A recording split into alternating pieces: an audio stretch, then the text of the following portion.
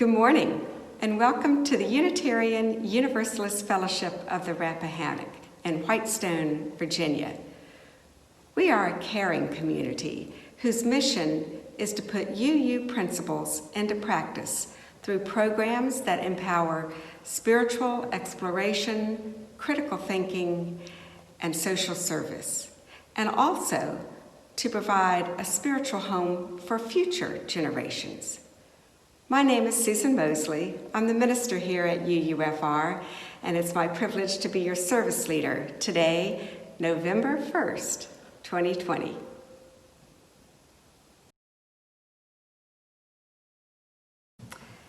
As I light our chalice this morning, may it serve as a symbol of reconciliation.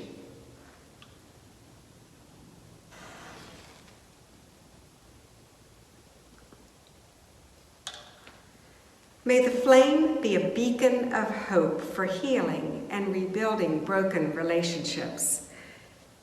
And let us join our hearts to the one great flame of bright compassion and fervent justice, so that we may become lanterns lighting the way for others.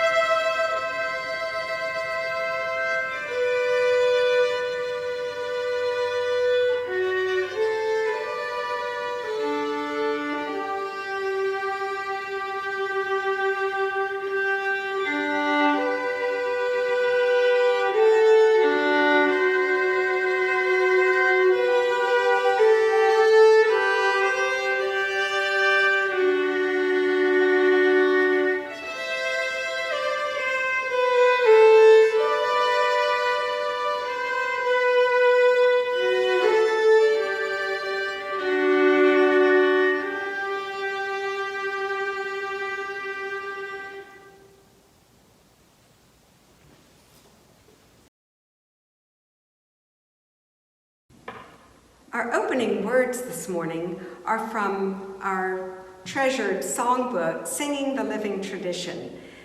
It's from the back, number 574. These are words spoken as a vision for what peace would look like, spoken by the prophet Micah in the Hebrew Scriptures. They shall beat their swords into plowshares and their spears into pruning hooks.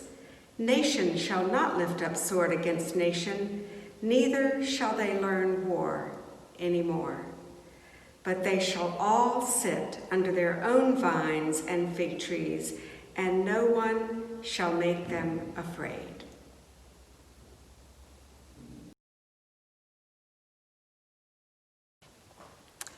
A hallmark of UU worship and a beloved ritual at UUFR is the sharing of our personal joys and concerns.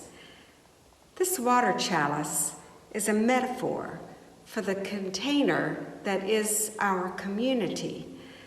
The water within the chalice is an archetypal symbol for mystery and for healing.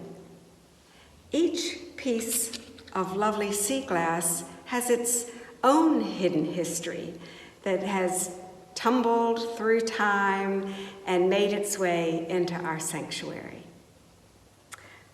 I place this piece into the water to represent all those joys and blessings for which we are thankful, and those that we wish so much we could share together in person.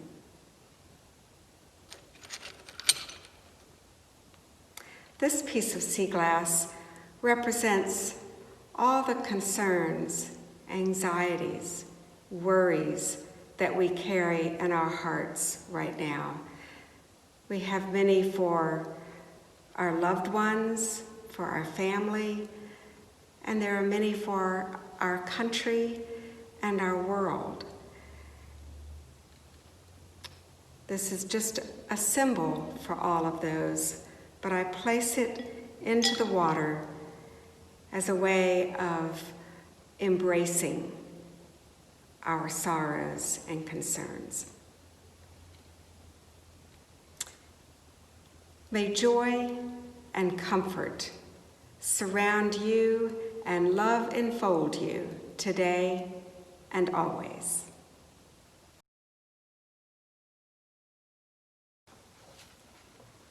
Our reading today is taken from Kitchen Table Wisdom by Rachel Naomi Raymond. The healing of our present woundedness may lie in recognizing and reclaiming the capacity we all have to heal each other, the enormous power in the simplest of human relationships, the strength of a touch, the blessing of forgiveness, the grace of someone else taking you just as you are and finding in you an unsuspected goodness. Everyone alive has suffered. It is the wisdom gained from our wounds and from our own experience of suffering that makes us able to heal. Becoming expert has turned out to be less important than remembering and trusting the wholeness in myself and everyone else. Expertise cures, but wounded people can best be healed by other wounded people. Only other wounded people can understand what is needed, for the healing of suffering is compassion, not expertise.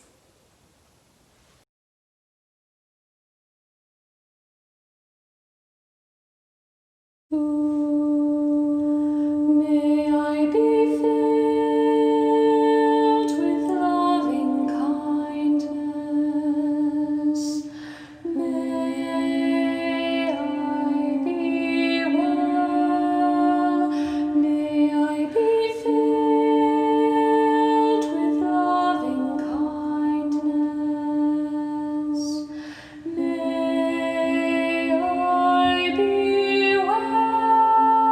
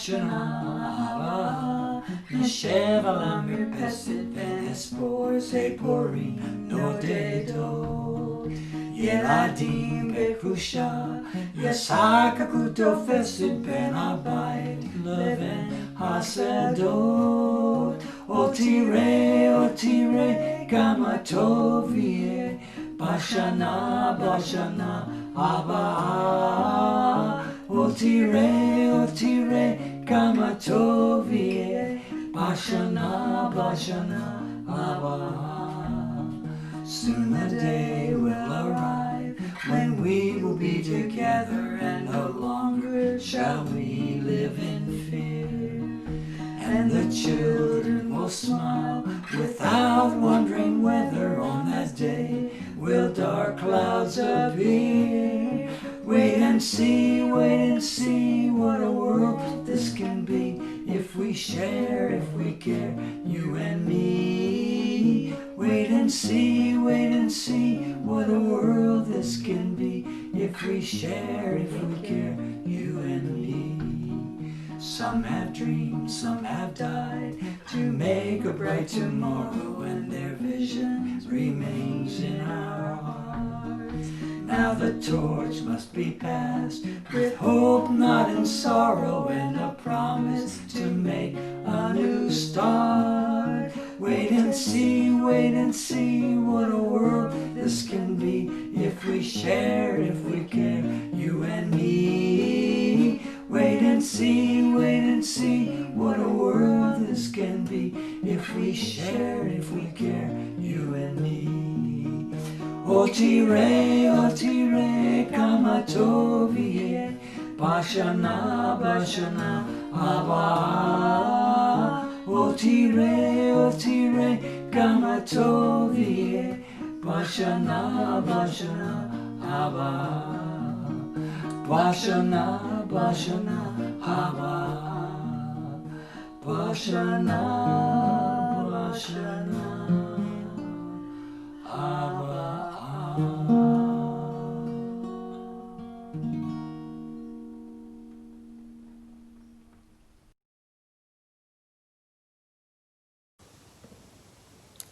We come to a time in our service for reflection and prayer. Our theme for worship today is reconciliation, which is so desperately needed at this time in our world, and especially in our country. So I am going to offer a prayer, which is a way of bringing our intentions to one another and to the universe for healing and reconciliation. So let us open our hearts and minds and enter into a brief time of prayer. May we be thankful for this opportunity for healing, forgiveness, and reconciliation, while knowing that we can never, should never, forget what has brought us here today. Let us call upon that light which shines in each of us to give us the strength to walk together into the future and do the work that is necessary and which does not end today or tomorrow. Let us have the wisdom to lovingly have the conversations we need to have with one another, that we must have with each other in order to heal and rebuild our families, our friendships, and our country. May it be so. Amen.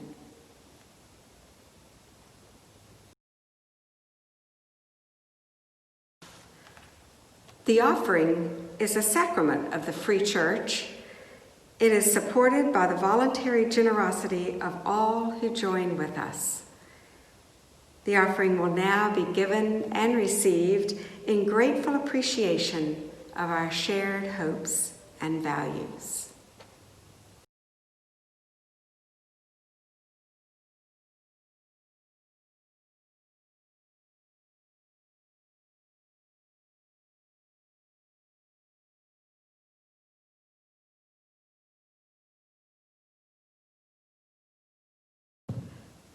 Our speaker today is the Reverend Janine Howard.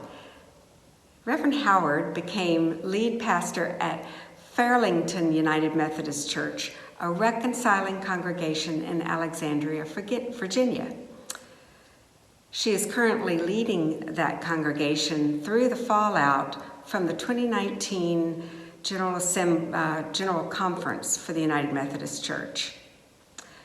Janine was ordained in 2000 and received a Doctor of Ministry degree in 2007 from Wesley Theological Seminary in Washington, D.C. Before being called to leadership at the cabinet level, Janine served several churches as lead pastor, including Lower United Methodist Church in Middlesex County. Janine enjoys being out in nature and lives in Northern Virginia with her dog Kobe, who chose her in a street encounter and who loves to hike with her. This is Janine's 6th visit to UUFR.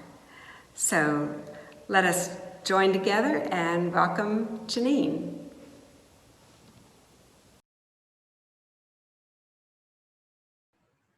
Good morning. Thank you for inviting me again. It is good to be with you, even if it is virtual. I will say that at the church in Fairlington, we have been using Zoom for our worship services since the last Sunday in March. So I'm used to some of this format, but this is going to be a little bit different because I don't typically record and then have to watch what I've done before it goes out on the air. Zoom is a little bit of more of a live kind of an experience. So I'm much more accustomed to that. And I appreciate your patience, your graciousness, and your hospitality for inviting me to do this. By the time you see this, it will be November 1st. And a couple days following that will, of course, be the general election, a very important election in our country and really for the world community. So I want to talk about not just that, but a lot of other things that are going on right now that are on our minds and in our hearts. And I want to think a bit together about the need for reconciliation. Here's why. We are in the midst still of a great pandemic that has upended lives, taken the lives of hundreds of thousands. We are also in a time when there are great issues around gender, especially because of the economic circumstances of the pandemic. We're finding that women are not going back to work at the same rate as men. We are finding that a lot of women may be leaving the workforce because many of them are having to care for school-age children and watch over them, mentor them, teach them as they adjust to online learning. We are still struggling with LGBT inclusion, full inclusion in churches and in society and globally. There are other economic inequities in our country. It's not just gender, but so many other things that are being exposed by the conditions of the pandemic. The political discourse, of course, is very much at the front of our minds right now because it is full of vitriol and sometimes, in fact, very frequently lacks a sense of courtesy and respect that we would hope for. And people of color are still treated very differently, not just here, but the United States of America and our local communities need to reckon with that. They need to reckon with justice for all people, no matter the color of their skin. There is a lot that has bubbled up to the surface. And it seems to me that reconciliation is a way that we're going to move beyond what's happening now. In fact, I think it's going to be necessary because we're going to have to rebuild and remake a lot of our systems, our institutions, our relationships. You've probably heard that already, ad nauseum even, that there is a lot of rebuilding that's going to happen. That at the conclusion of the election cycle, whenever that happens, that when the pandemic finally is brought under control, when perhaps people start to feel like there is a little bit more equity in our economic systems, whenever that is, that there's still going to be a lot of rebuilding. So reconciliation is going to be necessary. And like many great works, it probably needs to start at the most basic levels of human interaction. That is one-on-one, small groups, people who relate to one another, or who maybe have not been relating very well to one another and need to learn again how to play by playground rules, how to play fair. So the question is begged, what does it mean to reconcile? Some people may hear that word and think that it means to compromise or to be tolerant. Some people hear that it means that one must give up their own identity, or that a person has to give up their integrity in order to achieve true reconciliation. I'd offer a resounding no to that. Reconciliation is not just about toleration. It is not about compromise. It's not about giving up. In fact, it is about gaining something. I referred to Miroslav Volf, a systematic theologian, lately. His book has had a big impact on me. He's written several. One of them is called Exclusion and Embrace. And it is written out of the context of the breakdown of systems about genocide, about violence in the Balkans in the 1990s.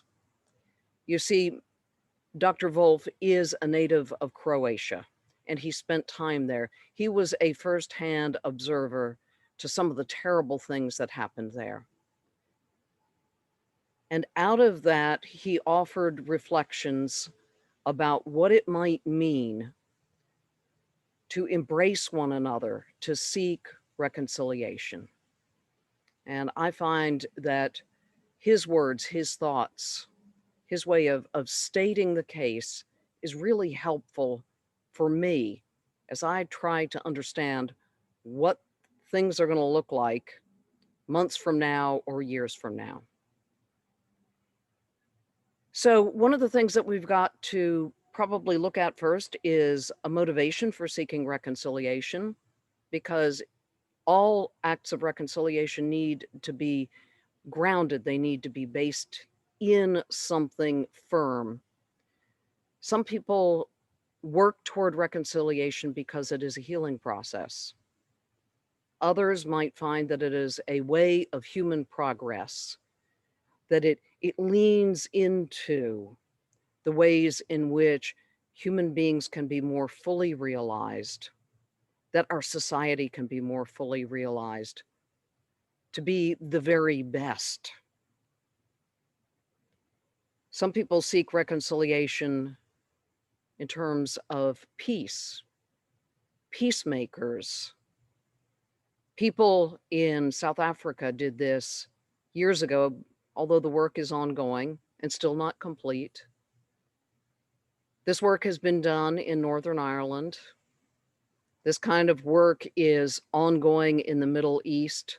Slow work. But peacemaking is a form or a way of seeking reconciliation. And of course, justice is at the heart of reconciliation motivations. Now, Wolf cautions about ways in which reconciling can go wrong. He sums it up in the words of Nietzsche, the philosopher, by saying, that the harm the good do is the most harmful harm. That's a cautionary statement. Even with the best of motives, the good we do can sometimes cause harm, and that harm is some of the worst kind of harm that we can inflict on one another. In other words, the work of inclusion, or in Wolf's words, embrace, and reconciliation can in itself set up new binary systems that create new categories of exclusion and harm. Reconciliation can set up new systems that create exclusion and harm in and of themselves. Wolf says this: our outrage at exclusion would rest on nothing firmer than the arbitrariness and fickleness of our own displeasure. In other words, inclusion and exclusion is by very subjective criteria, the subjective criteria of each of us. Now, he believes, and many people believe, that human beings have it within themselves to move beyond that, to own their own biases, to understand their own motivations, and to see when they are doing harm by trying to do good. And so, that said, even though it seems to be a little bit negative, I'd ask, what do we do and when do we do it? The when do we do it in terms of rebuilding in terms of pandemic, rebuilding our political system, rebuilding our relationships among people of all skin tones, rebuilding in the face of the damage that we have done to our planet. All of that can't wait. That has to start happening now. We can't wait for the pandemic to end. We can't wait for the election cycle to be over. If we're going to start the work, the good work of reconciliation, it needs to start now. And that happens through acts of learned trust and curiosity and putting aside judgmentalism. It may be that a lot of the work of reconciliation starts now and it starts within. I am pretty sure a lot of y'all, because I know some of you and have known you for years, I'm pretty sure that you are already doing things, whether you pray or you meditate or you engage in other kinds of activities that take you deep within yourself, a place of increased understanding, a place of openness both to yourself and seeking self-reconciliation. That is, telling yourself that you have made mistakes, you have harmed people, but if you will reach out to them, if you will forgive yourself for that, then there is a way forward. So reconciling with oneself through those practices can start anytime. We can be doing that right now. We can be doing that good internal work even in these moments. And then the next steps are to go small. Maybe find that person who used to be a friend. If you're on Facebook, you may have unfriended them. If they're a neighbor and you've just stopped talking to them because they have a sign from the other political party in their yard and you just can't tolerate that. Seeking out someone who you know thinks differently. Finding that one person and saying, would you mind if we started a conversation? Would you mind if I asked you some questions and tried to understand who you are more fully? Because I'm not sure that I do. An honest and open conversation. This is the kind of conversation I've always tried to have when I go to a new congregational appointment.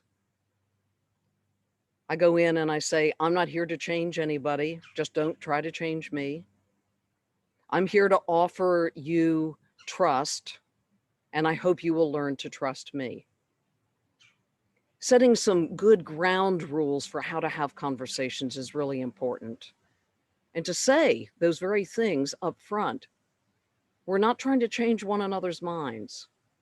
We are not here to convince anybody that they are right or wrong.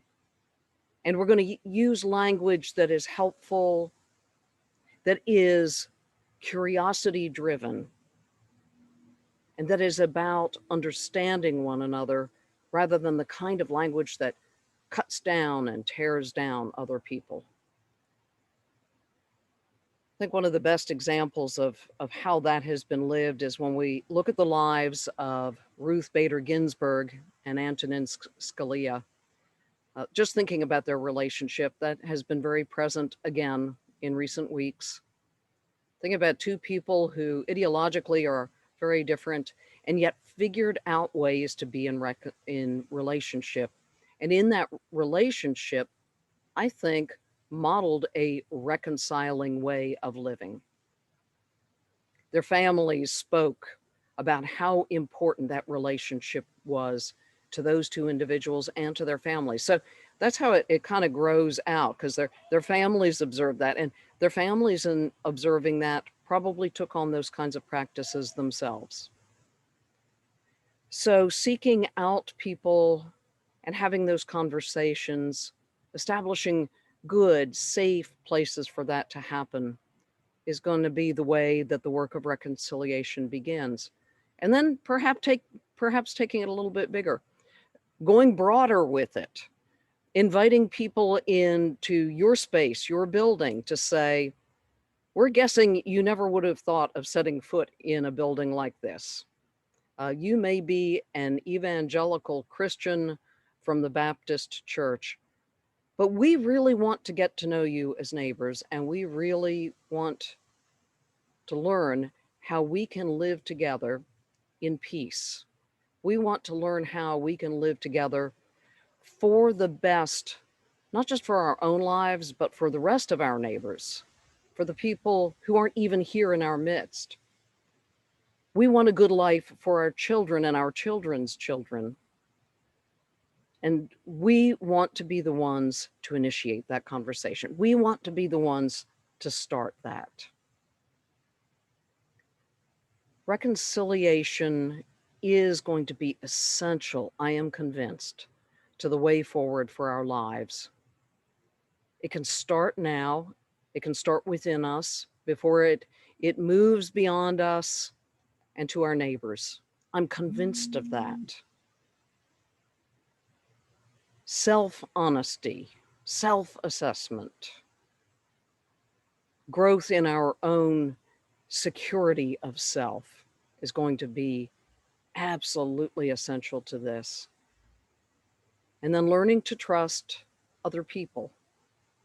That's something that is not very, very present in a lot of our relationships these days. But extending trust may grow trust and bring trust. And in that may come the work of reconciliation that we need so much. I believe it can be done. I believe we can do it. I believe you can do it. And I can't overstate enough that we probably could have been doing this work months ago, and we still would have been too late. But even late is better than never, as they say. And getting started on the work of reconciliation will bind up wounds and will create new opportunities and will enable us all to live in a better world. So, my friends, my former neighbors, my fellow citizens, as we look to the future, we all have something that we can contribute and something that we can do to make a difference. And that, indeed, is something worth embarking on. That is the kind of good work that we can all participate in. I really appreciate your listening to me, and also helping me to think a lot more about reconciliation. It gets thrown around a lot as important work, and yet who's doing it and who's offering practical ways of moving into acts of reconciliation? Wouldn't it be great if we could start something small?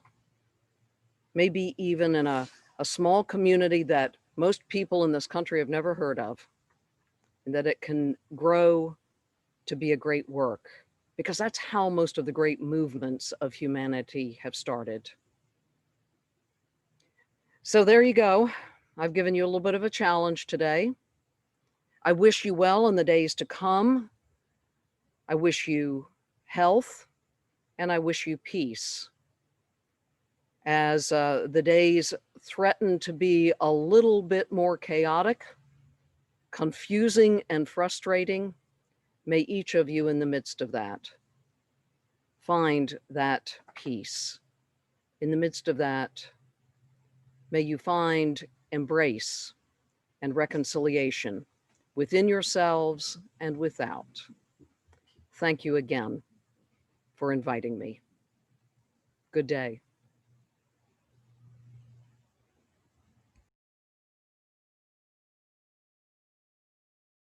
The way we're gonna heal this world is one heart at a time.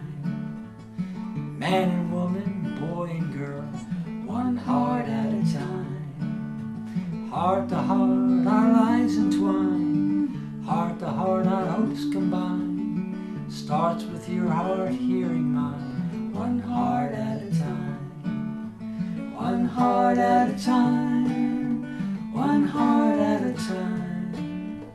Listening, laughing, crying. One heart at a time. Lessons that the lost heart learns, one heart at a time. Works out if we just take turns, one heart at a time. Brothers, sisters, can't you see? It's as simple as can be. I hear you and you hear me, one heart at a time. One heart at a time, one heart at a time. Listening, laughing, crying, one heart at a time.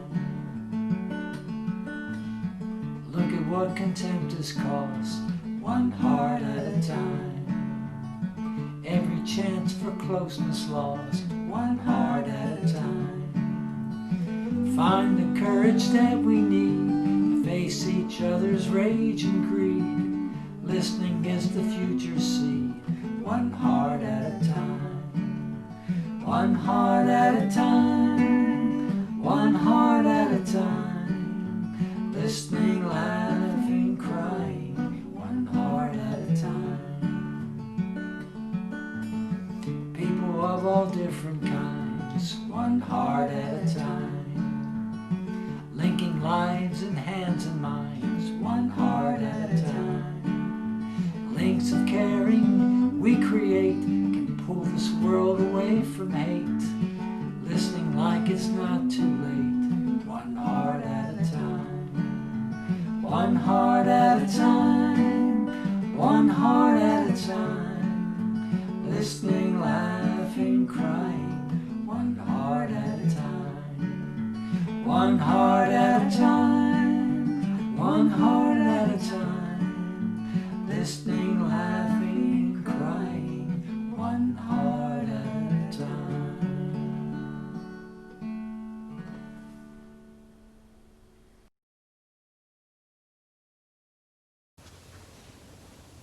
Hear these closing words by Kimberly Quinn Johnson. We are the ones we have been waiting for.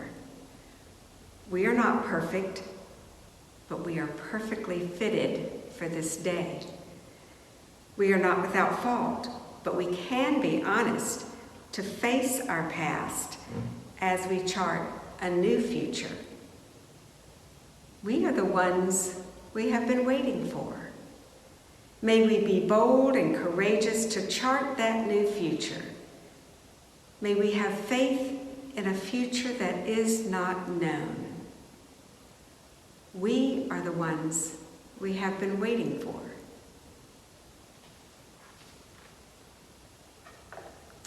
Now I extinguish the flame of our chalice, but not the light of truth, the warmth of community, or the fire of commitment.